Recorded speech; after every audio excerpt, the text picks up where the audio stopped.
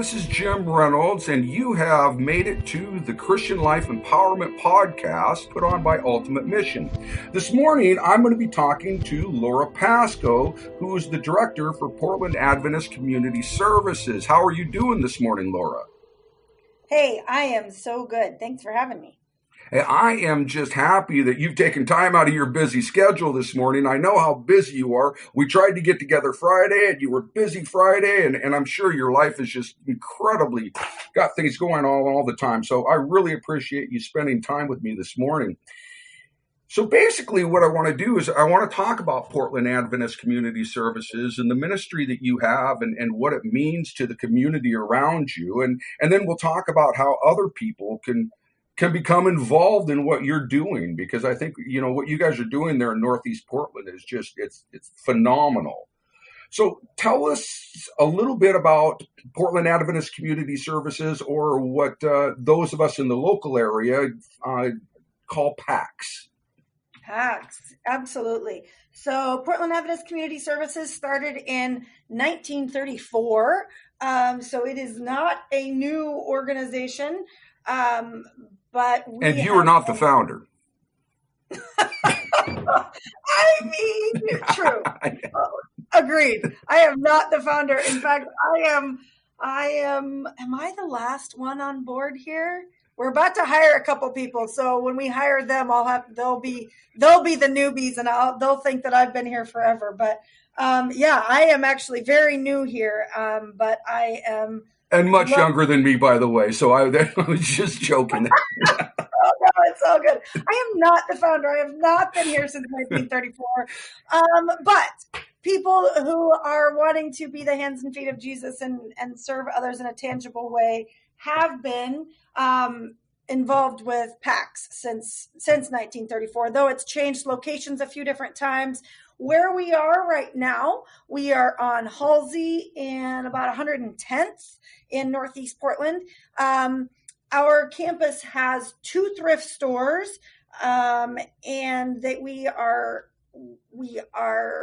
offering low-cost housewares to those in our neighborhood that need dishes and can't necessarily just go out to Macy's or wherever. So we have ministry in lots of different ways. But the amazing thing about if you donate or shop at the PACS thrift stores as well is the money that we earn there goes specifically to further the mission of what is on the rest of our campus. And that is, we have a mobile food pantry that goes out into the community 9 times a month into areas that do not have local access to a food pantry. So they go out to 9 different communities every month. We also have a on-site food pantry that serves a remarkable amount of people during this COVID time. We have served in the month of July and August over almost 14,000 individuals. Wow. Over that 2-month period. And that is giving healthy food. And we are really grateful to be in this space. And I will tell you, I am really proud of the food that we put out. We have amazing partners in Oregon Food Bank, in Zinger Farms, Organically Grown Company, Winco. We have Fred Meyer, Trader Joe's, Albertsons. We are so fortunate to have the relationships that we have, that we are able to get quality food for our neighbors. We also have a low-cost dental clinic that is on site with us. That did have to close down during COVID, and so we are working our hardest to get that going up again after COVID. But if you know any dentists or are close to them, you know that this has been a pretty hard time for them anyway. And so now trying to have volunteer dentists and hygienists come in during this time is even more challenging. So there's a lot of challenges, but we are trusting that God is going to lead, and there's certainly the need is out there, and we are grateful to have that as one of the ministries of PAX as well. Wow. So, hey, if just breaking in real quick, so I'm going to get my teeth cleaned this week. So as I'm talking to my dentist, should I say, hey, we have this place out here called PAX. Would you like to volunteer for something like that? Yes, we would absolutely love to have them. I assure you. Talk to your dentist. Say, hey, one day what we're hoping to do is get some dentists that would be willing to come maybe one day a quarter, 2 days a quarter would be awesome, and fill our schedule that way. That is our hope. So yeah, talk to your dentist. Say, hey, would you be willing to give one day a quarter to a volunteer dental office in Northeast Portland? It is a beautiful facility. Anybody that is listening, if you want to come and see it, call us here at PAX and we can schedule you a tour. But honestly, it looks as beautiful and amazing as I would guess most of our dentist office that we go to. So the equipment is top notch. We had amazing donations came in from ADEC and from some of our local dentists. So it is a first class dental office. We just need people to help us run it. Well, I will definitely say something to my hygienist and my dentist this week. They give to Ultimate Mission all the time, and she's part of Rotary, and so I mean she's somebody that my dentist is somebody I think that might do it. I don't know, I can't say, but it's worth a try. All they can do is say no, right? Absolutely. Yeah. Thank you. Hey, one of the things I heard you talk about is all the people, during this time of coronavirus that you have given food to. So a question I have is, are you seeing new people? I know I work for the community. We give out food at my church. We have a little community center there, a lot smaller than what you've got, of course. But I've noticed people coming in. We have our regulars that come in all the time. But all of a sudden, we've gotten a few people coming in that, have never come to a food center before. Are you seeing that same thing during this period of time? We are, and that's a great question. And it clearly comes from a spot of you have volunteered at a food bank, because as you were saying things, we have that exact experience that we know, and we love our community members, and we know the ones that come often, and they can come once a month here at PAX. Once a calendar month. So we know the ones that we have that come out once a month. But you want to know, we are at about 40% every single day that is new. So each day we serve before COVID, it was about 70 to 80 families a day is how many we served. During COVID, we had times where we would have up to 130 families coming through a day. And now we're now it just bounces quite violently in between. So we don't know. Some days it'll be down to the 70 and we're like, oh, this was a quiet, easier day. And then just last week we had a day that was up to 110 again, and we were trying to catch our breath and trying to keep up. But yes, we are noticing on average it's about 40% that is new faces that we haven't seen before. And, we have one of our board chairman actually came, and he and his family volunteer every week. And he was here on Friday loading boxes into the car. And something that he said to me really spoke to my heart. And he just said, you can tell the ones that are here for the first time, because he said they have a look of not only of fear, but he said very much of shame. Yes. That they are embarrassed that they are here. And he said, I have just taken it as my mission to try to make them feel comfortable, and that we are the lucky ones that we get to serve them today. And so that what he spoke, I've heard several mention things like that, but his description, was poignant. I thought that really is what so many people are facing during this time. This is a new experience for them. It's not something that they have had to do before. And there's a lot of shame. There's a lot of embarrassment that they are having to come and seek assistance. And yet, man, when they come, we have boxes of healthy food that they get, and we are grateful that they have sought us out and that we can serve them in a time like this. Yeah. Wow.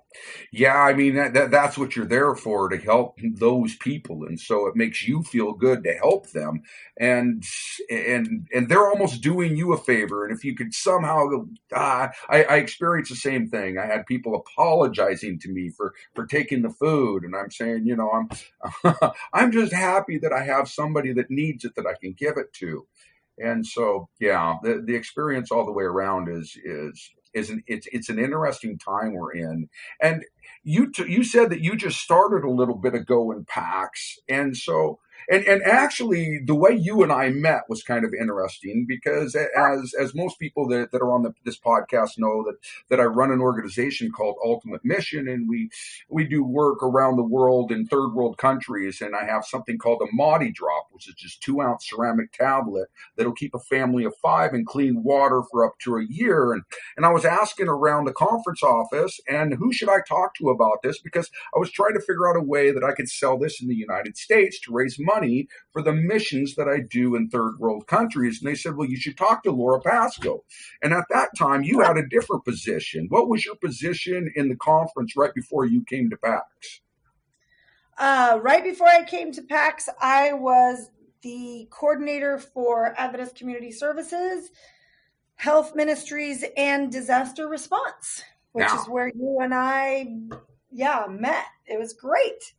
Well, yeah, because I brought this Mahdi Drop to you, and you started throwing out ideas, and I started throwing out ideas, and together we came out with an idea to come up with this book, Connection is Protection, where neighbors get together, and they had a Mahdi Drop in the back of the book, and we put a little flap back there. And I remember it was funny because the first year that we did this, we made them by hand. Remember that? Your daughter made a bunch of them.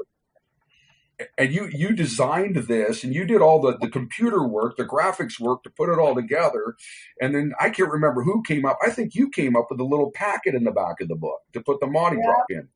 And so we did this right before camp meeting. And for some of you might know what camp meeting is, but those that don't, I mean, there's the Seventh-day Adventist Church has a camp meeting in Oregon once a year where thousands of people come together, and we have booths. So we were selling these books at booths, and we couldn't keep them on the shelf. We were selling them faster than you could make them. And so that's how Laura and I kind of met, and we started getting involved in disaster preparedness. And then Laura abandoned me. Sorry, Jim. Right in the middle of all this stuff going on, and went to PAX. And I mean, you went to PAX, and what was it? Was it a month? Was it a week? What was it? You went to PAX to try to, organize this huge organization that's been around for so long. And all of a sudden we get the coronavirus. You must have thought, oh my goodness, do I really need this right now?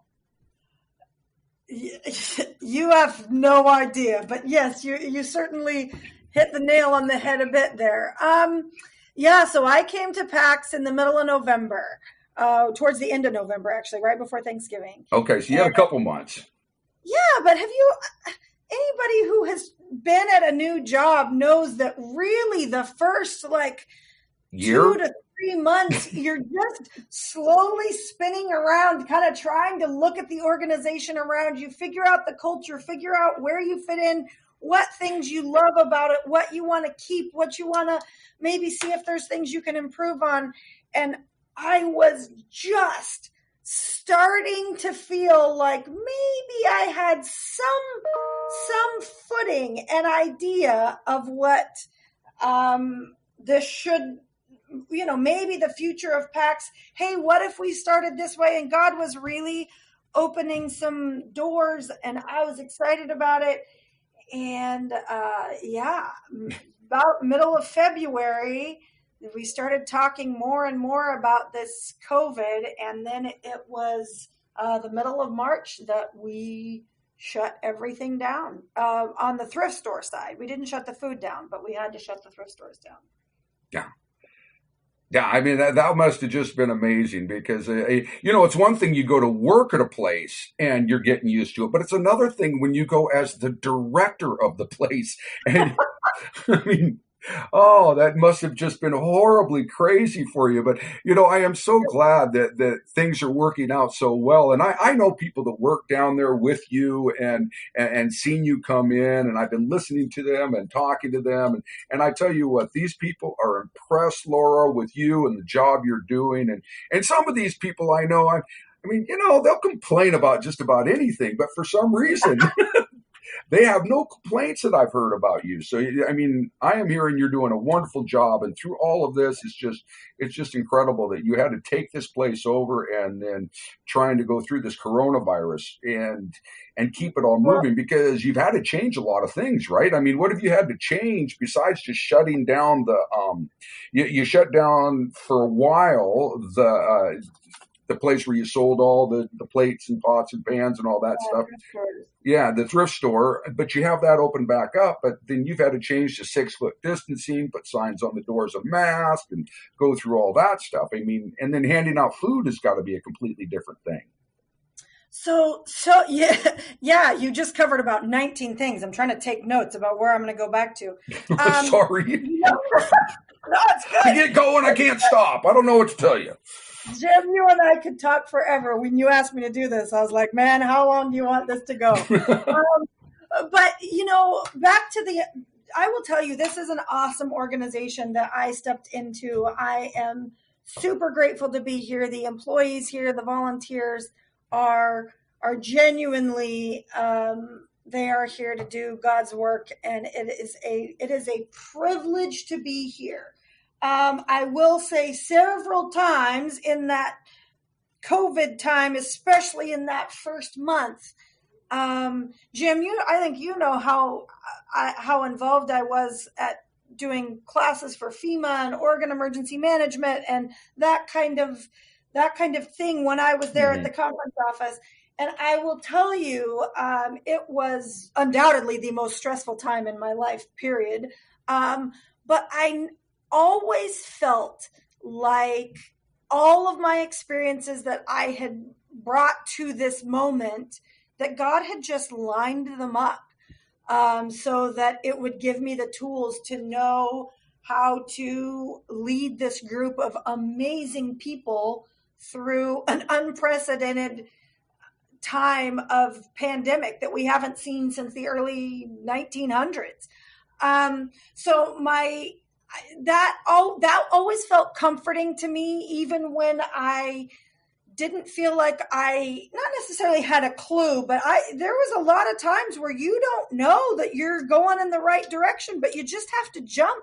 You have no choice. You don't have time to make every decision methodical when you're in a disaster situation. And so all of that disaster training that I'd done, all of the work with emergency management, all came into an amazing background to jump into a place like this during the pandemic. Wow. So I didn't see that coming. I will tell you, I didn't see that coming. When I interviewed here, I didn't talk very much about my disaster response, my disaster response experience, just because it really didn't feel like it was relevant. And all of a sudden, it could not have been more relevant. And I was relying on information to make decisions that I was getting from all of those networks that I had been so involved in at my previous job. I was getting instantaneous, as soon as Multnomah County is sending stuff out, I was on that list because I was on lists from when I was doing disaster response. So it really helped guide decisions that were happening here. And to me, that is only a God thing, because who would have known that those kinds of connections and those kind of networks were going to help direct this place. But yeah, you are right. We made a lot of changes. I'm trying to remember, and I was actually just trying to look on my phone right at the moment and see if I could jump on our Instagram page and see when it was. I want to say off the top of my head, I think it was May May 15, May 16, something like that is when all of a sudden, let's see. So yeah, May 13, we figured out, it became very obvious. One of the old long timers here at PAX that has been an employee, but then at that point was just a volunteer. He said to me, he said, that food pantry, he said, we are going into a pandemic. That food pantry cannot continue the way it is, with it being crowded and having tons of people in there.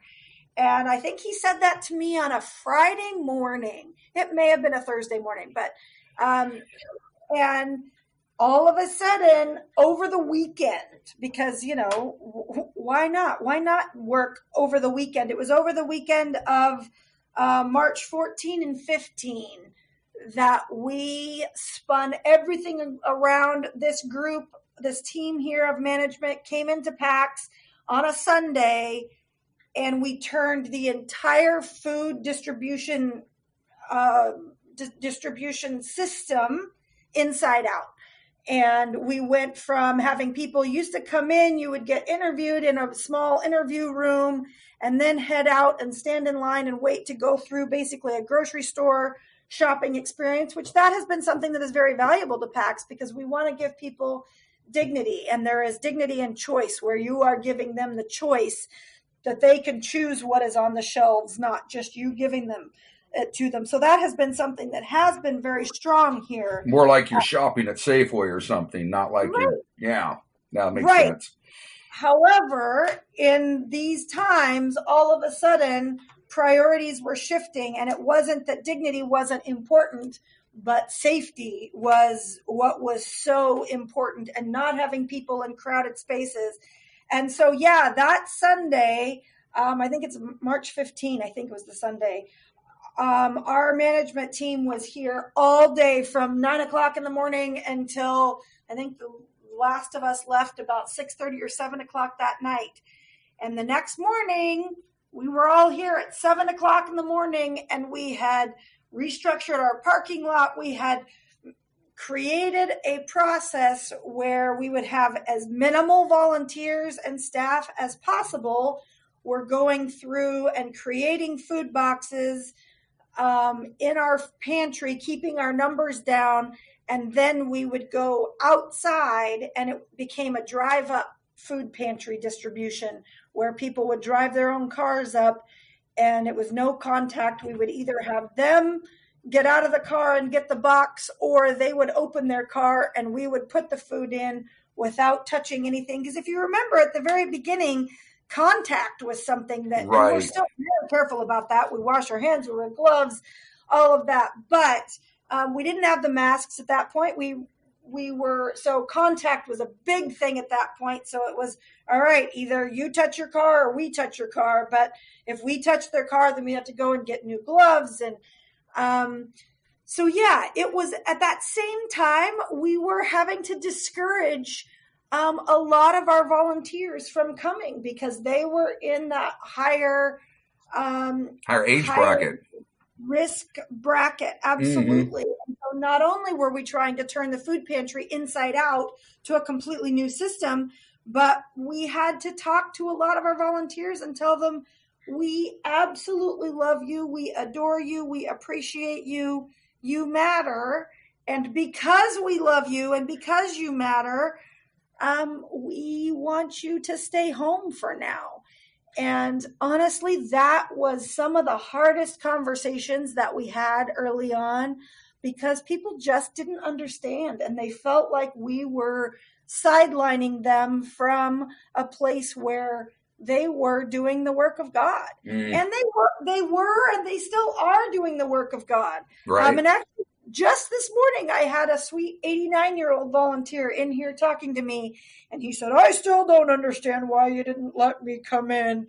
And, you know, and so I tried to explain again, like, you know, we were following the best practices of what the CDC and our public health officials were telling us, and we're just doing our best. We are asking God to lead us, and it doesn't mean that things don't change and we don't learn things, because now obviously we have gone to requiring face masks. We did that even before the state required it, because one thing that we have skipped over is that the number one way that our PAX ministry is funded is through the thrift store income.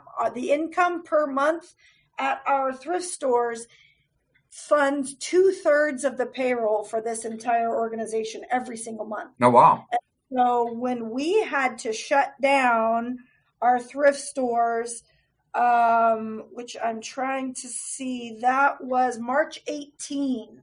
We shut down our thrift stores. That was a huge leap of faith for us, because that is how we fund this ministry. And you'd be surprised how much money comes in every month from these thrift stores. And that is how we are funded. And so closing those down was a really scary time. And we actually had to lay off almost half of the staff. Certainly I didn't see that coming when I, signed on here in November, that I didn't know that within 3.5 months, I was going to be laying off half the staff, people that depend on these jobs for their livelihoods and their insurance. And anyway, it was a really tough time. Honestly, it was an incredibly tough time, and a really scary time. But we have, gratefully, as of this moment, we are back open. Our thrift stores, I don't know the date when they opened back up again, but I want to say it was sometime in May. We opened back up again, and, looking at spreadsheets and business plans and our budget for 2020 and the one that we submitted in January, that was obsolete, obviously, at this point, because so many things have changed. But God really took care of us, and God has taken care of us in so many ways. And if you look at the amount of revenue that we lost from the thrift stores during those, it was basically a 2-month period that we were closed down, because it was the second half of March, the entire month of April, and then the first half of May. So collectively, that was 2 months that we were closed. If you look at our donations from our community members, from our church members, from our supporters during that time, it made up for all of our lost revenue. Yeah, and that praise is God. Never happened in PAC's history. We have not seen donations like that in PAC's history. And it was such a faith-affirming time, while it being one of the scariest times we've had, that God was taking care of us. And because of that, we have been able to bring back all of the positions, and we are back to fully funding our, our accounts payable and that kind of thing, to a place where we had not been before. And that's great. And I noticed that same thing with Ultimate Mission. I mean, when this whole thing happened, with the way that we collect money for what we're doing for the ladies in India is we go to churches, we go to camp meetings, we were going to go to general conference, and of course all of that shut down. And I had to ask God myself. I said, is this over? I mean, is this ministry done? Because I can't go out and collect money. But like you say, it's been amazing the amount of donations that's come in, that's made up for everything that we normally do. And God is in control. I mean, there's just no two ways about it. If you want something to happen and stay alive, it's going to keep going.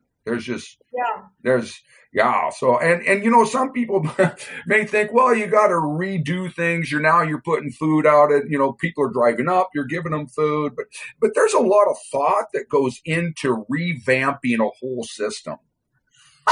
I mean, I remember going to a store, which I won't name, because I wanted a part for my computer.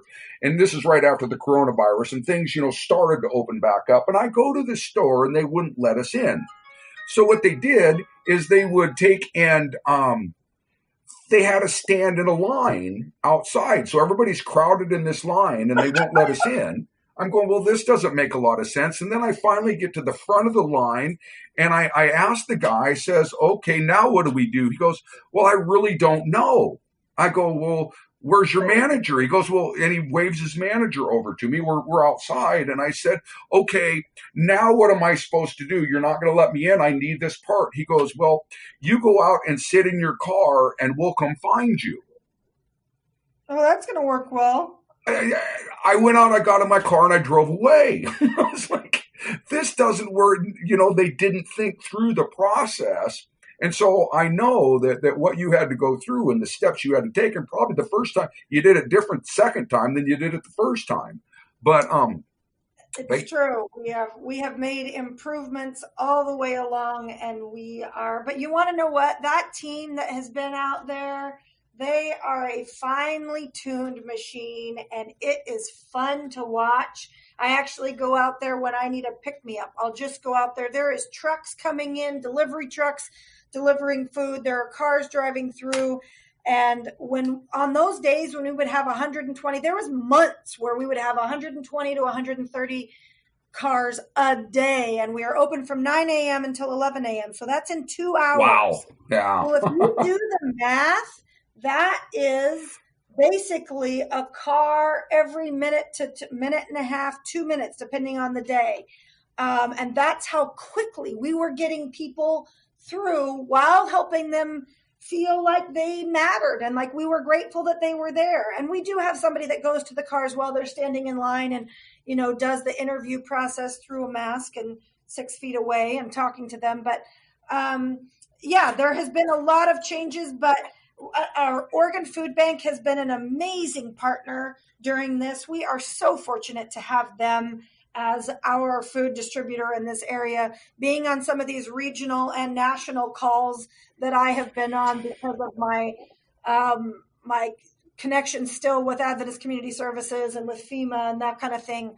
I am so grateful for the partner that we have in Oregon Food Bank, because I assure you, not all regions and places not that far away have very different experiences with their local food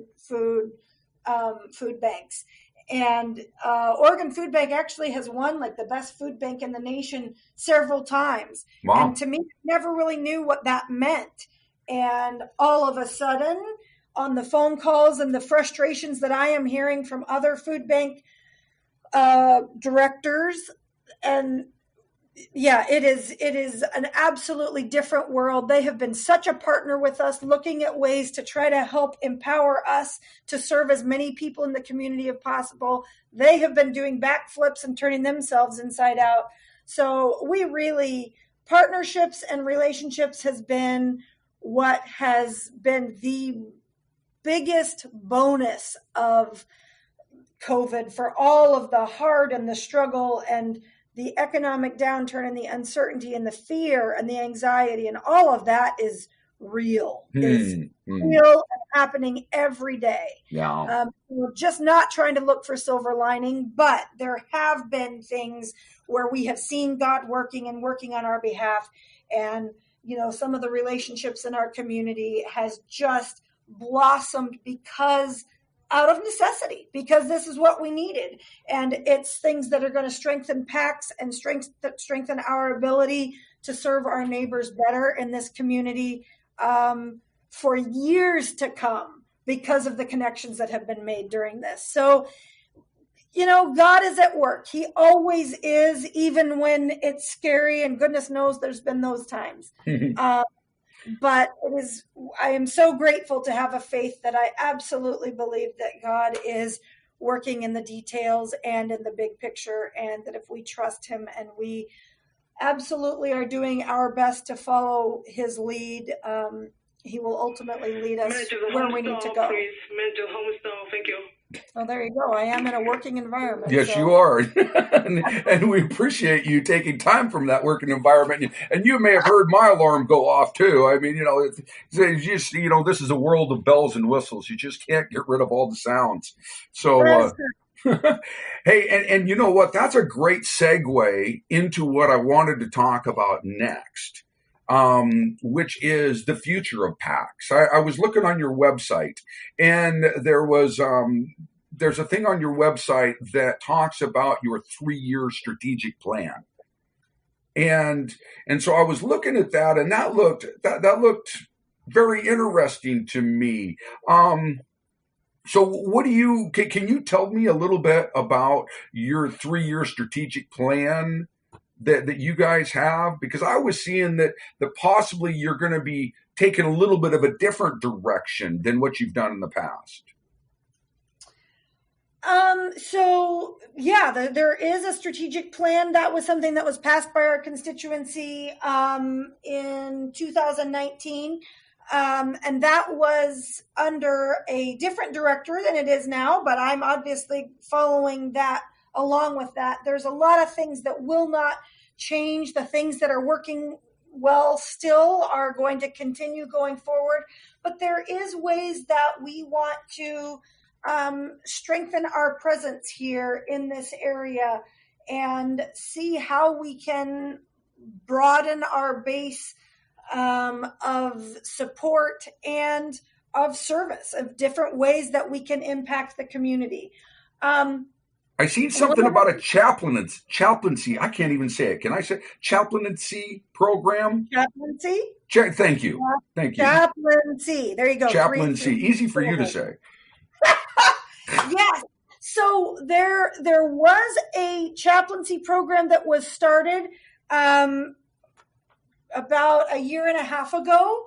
That didn't take off before I got here, and it was one of my priorities when I got here to figure out how can we establish that going forward. I will say that COVID certainly put all of those sorts of plans on the back burner. Right. They are coming back to the forefront again. And we've been having some really meaningful discussions here about, I've been having it with local pastors, some of our Adventist pastors, some of our hospital staff, the chaplaincy staff. What would it look like to have a meaningful community chaplaincy program? And I think there are a lot of directions that we can go with that. We are excited about the possibilities of what that will look like.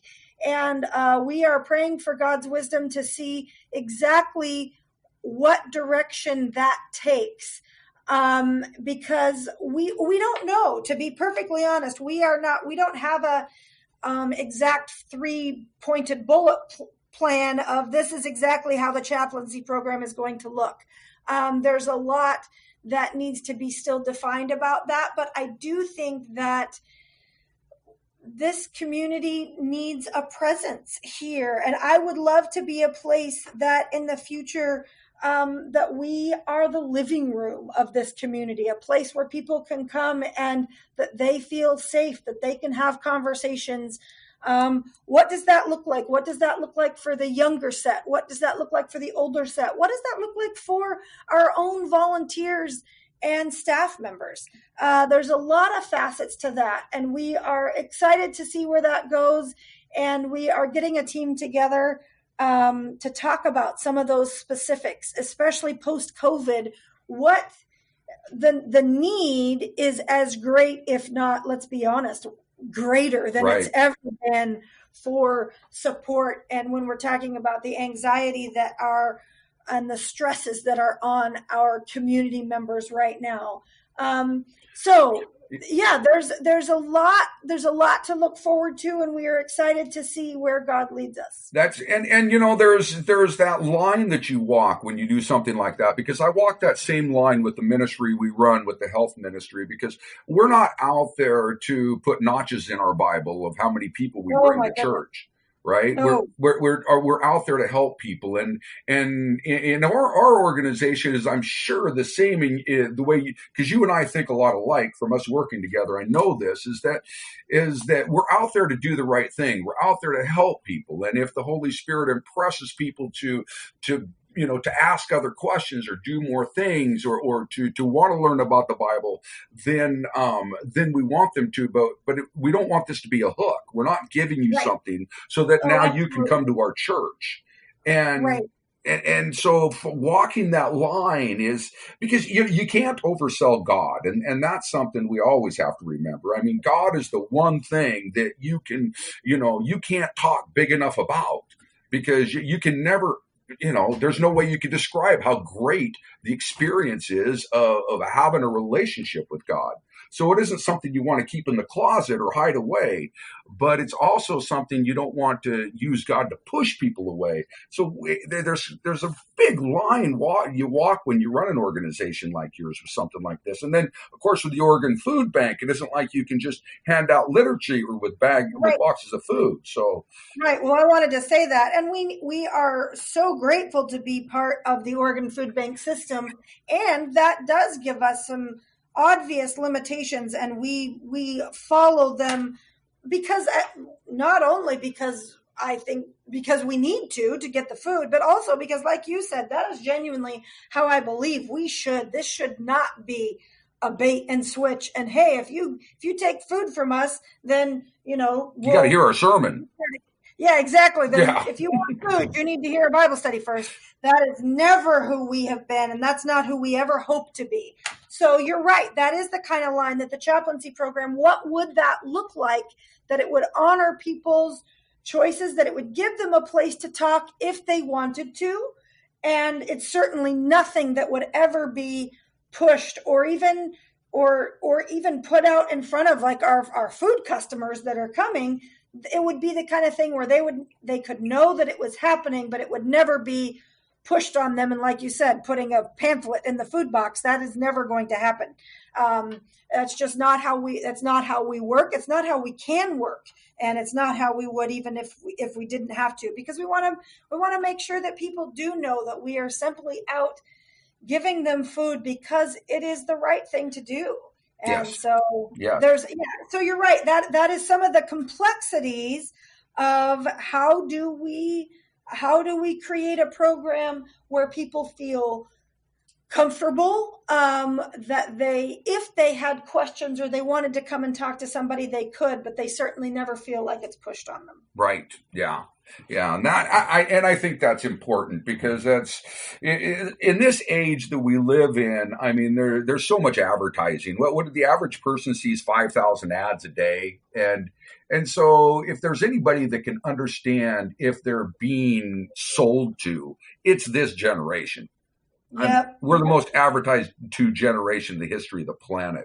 And so if we're doing things because we have, other intentions, Yep. people see right through that junk. Authenticity is really, it should always be valuable, but authenticity certainly takes this generation has really kind of seen through the veil and says, no, if you're here to sell me something, I'm out.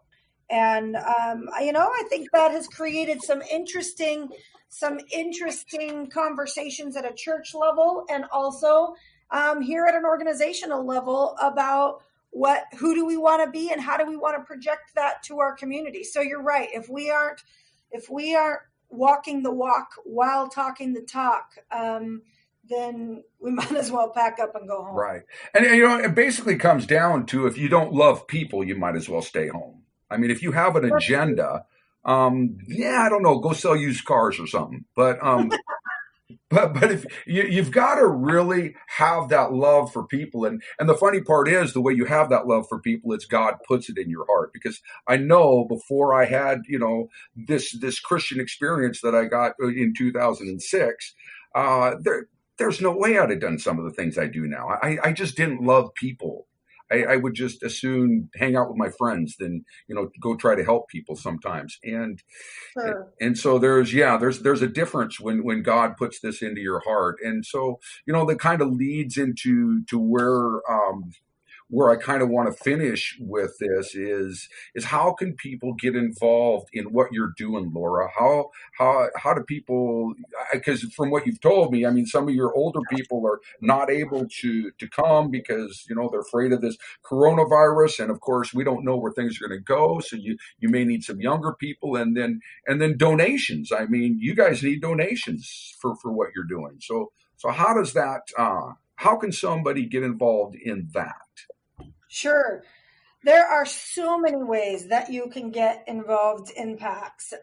We are actively out searching for more people to be involved in different ways.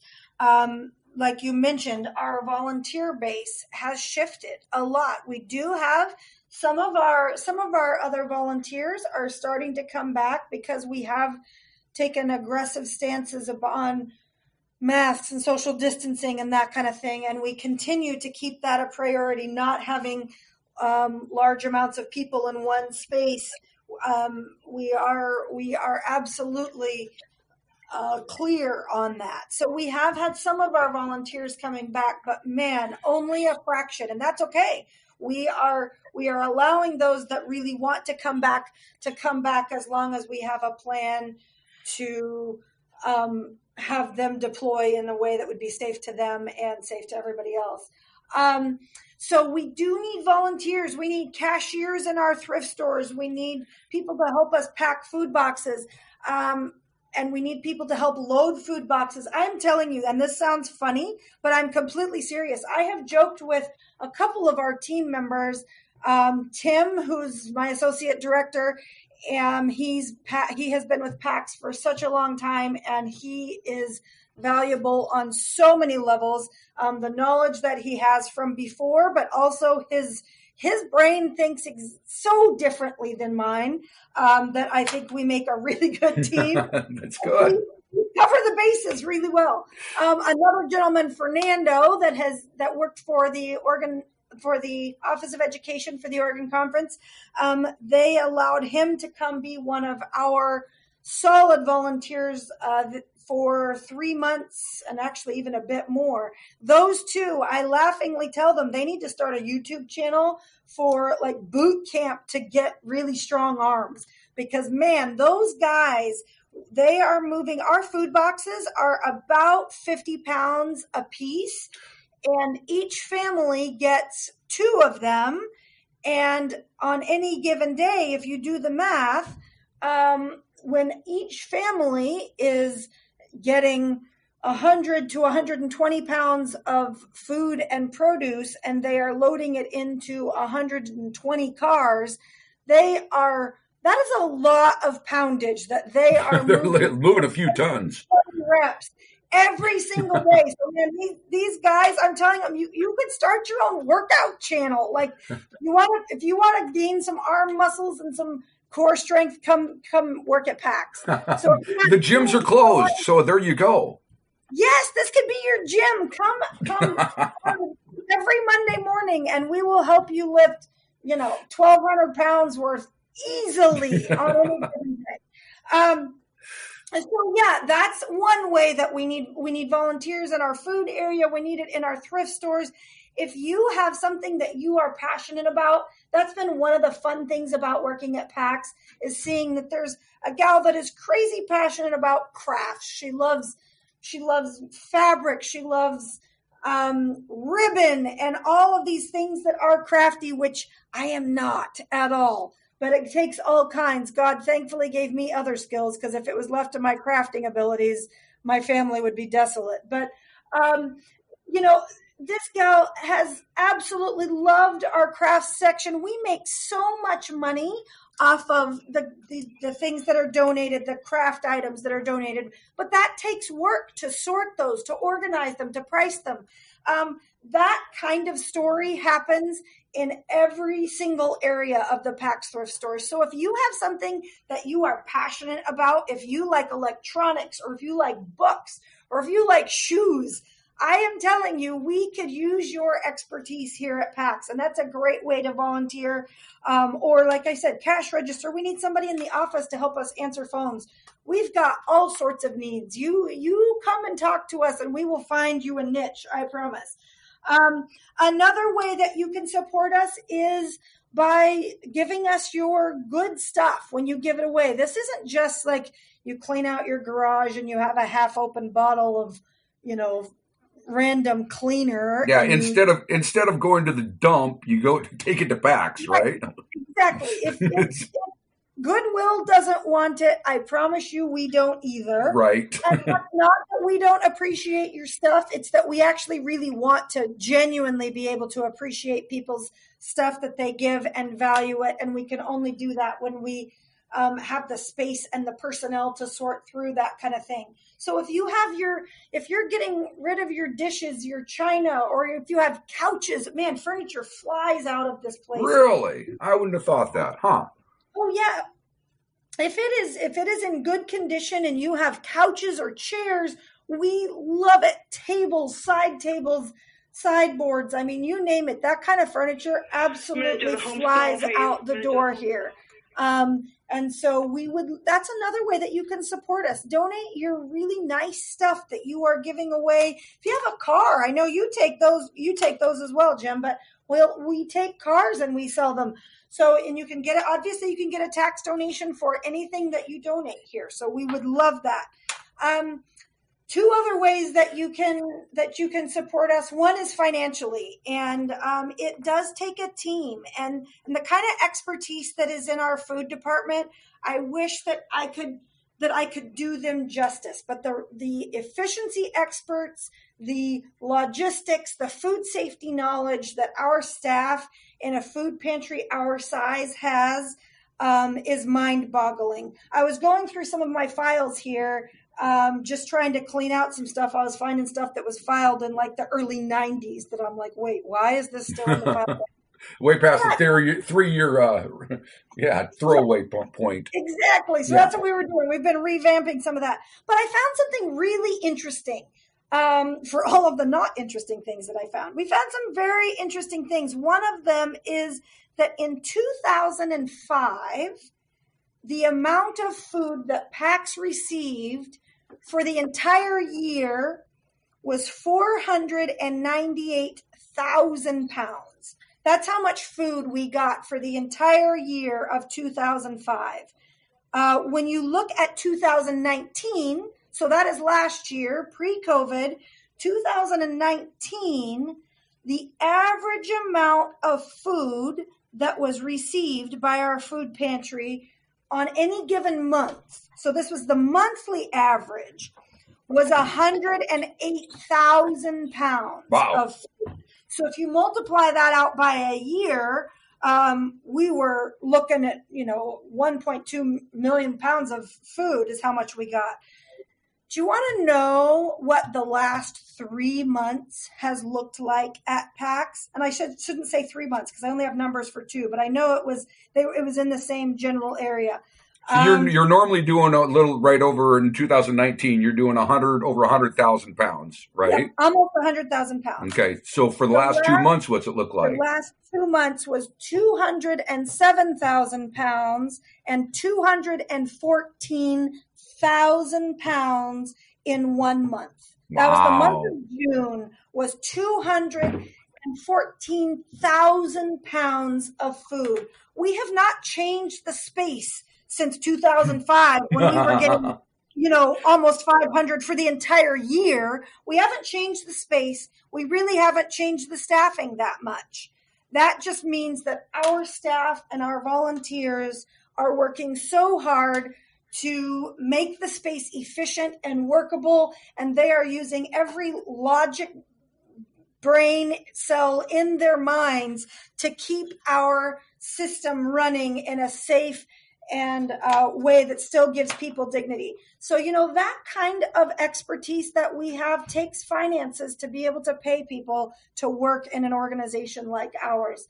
You can't just get volunteers and it's not that we don't value our volunteers. We love them, but you have to have that kind of basic knowledge of food, of food safety, of logistics, of efficiency to make something work like that. So that's the financial piece that we really, and the kind of donations that we have gotten as far as in our back door when we've been donations receiving from household goods has skyrocketed the last few months because, everybody was home cleaning out their closets and their linen closets and their living rooms. You had to have something to do besides watch Netflix. So every once in a while, you got to turn it off and go do something. Exactly. So we've been getting all of that. So the amount of work that our employees have been doing is epic. And so that takes finances to be able to make our payroll, to be able to do our operational expenses, much less trying to expand. So there's two ways that you can donate to us. Go to our website. It's www.paxonline.org. It's right there on our front page, or you can do /donate, and that will take you straight to our page. Or you can also, if you are the tech savvy sort, you can also make donations on our from your mobile phone. And all you got to do is text 44321 and text the word PAX family to the number 44321. And that will send you into our portal to be able to easily donate from your phone. You can use Apple Pay. You can use all of the easy ways to donate. And that, honestly, that is what keeps us going. And that is how our community has showed up in the last few months. And we hope and pray that they will continue in the months forward. The last way that you can help us is, honestly, we need prayer partners. We need people praying for wisdom as we deal with some of the struggles and the tensions that are going on in our society right now. We are definitely seeing some of the outgrowths of that in our neighborhoods and in our community, and it is causing some new trouble spots that we haven't seen before. There is just stress in our neighborhoods in ways that we are not used to, and so we would love to have prayer covering for the work that we do out in the community, for our food pantry, for our dental clinic, for our thrift stores. We absolutely would love to have people that would pray for our ministry and give us the wisdom, that God will give us the wisdom to move forward in the way that He wants us to go. Amen. That's good stuff. So, hey, anybody out there, anywhere listening to this podcast, if you're in the Portland area and you want to volunteer, go to the PAX Online, or, you can always contact me at Ultimate Mission and I'll send you to the right place. And so it'd be easy enough to go onto my website or whatever from wherever you're at. If you're outside of the Portland area and you want to make a contribution to PAX, I encourage that. And again, you can back up and go to the website that Laura just gave you, or the text, or you can always get a hold of me and I'll get you straight into Laura. That's no problem. So thank you, Laura, for being a guest on this program today and sharing with us about Portland Adventist Community Services. I'm going to put you on my prayer list, and I just appreciate so much what you're doing and what your volunteers and everybody working at Portland Adventist Community Services is doing for the Portland area, especially in this troubled times that we're in. And so your organization is highly needed and a bright and shining light in an area right now that has a lot of problems, as people across the nation know. Portland is in a turmoil right now a bit, and we need the covering of God. So it's good to have a place of God right there in the middle of it. So thank you for being part of this. And just, I think we've had a good time today. Thank you. Well, thanks for asking me to be here. It's been fun. And, this is God's team here at PAX. He has assembled an amazing team, and I am just grateful to be part of it and to represent it out to your listeners today. But I am just one of many, and there is an army of people that make this place what it is, and we are so grateful to each one of them. And so thank you for giving me the chance to speak on behalf of this amazing place and this team that God has pulled together. We are here trying to forward the mission of PAX, to to use Christ's example with how we interact with those in our community, giving them dignity as we try to meet their basic needs. So we are grateful to be here, and I'm thankful to have been on your podcast today. Thanks, Jim. Oh, well, thank you for being here. And hey, as you know, for you out there, if you get a chance, look down at the bottom, subscribe to us, go to the website, check out what we do in different parts of the world, and message us. Let us know what you think about what we're doing here and what we can do better, and maybe give us some ideas where we can go with this podcast of trying to empower Christians to share the light of Christ with the world. So thank you very much. Goodbye, and God bless you all.